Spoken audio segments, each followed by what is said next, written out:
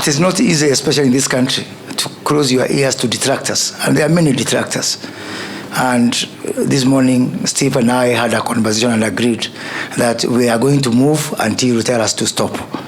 I know there's been a lot of people to pull you back left and right, but I think your government and the work you've given us is to really promote foreign direct investment, promote domestic investment, and create an environment that is conducive for doing business.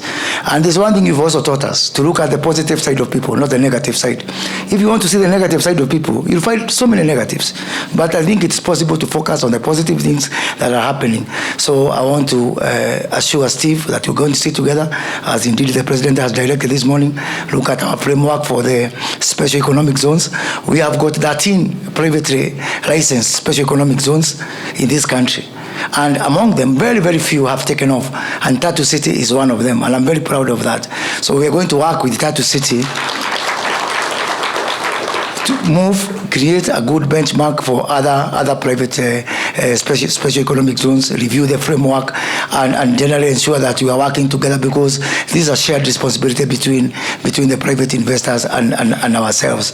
And I dare say that those people who are doing nothing should not fault those people who are trying to do something. So ours as a government is to support those people who are trying to do something, even if they're not perfect. I always believe that every sinner has a future and every angel has a past. So we will work together and fix those few issues and be able to move forward. But the Hustler Fund has a space for everyone. Like we started M-Pesa like a joke. Today everybody is struggling to find their space within M-Pesa. I look forward, within only 1 year, everybody will be saying, I am Hustler Fund compliant, because they will have something to do the Hustler Fund.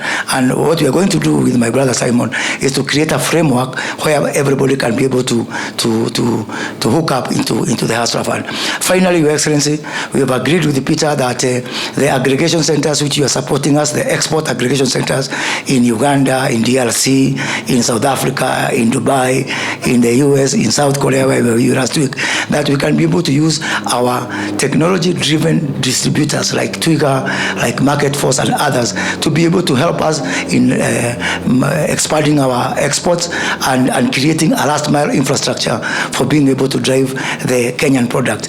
So all these things is because we are a government that is welcoming to investors, that is willing to work with private sector under the public-private partnership.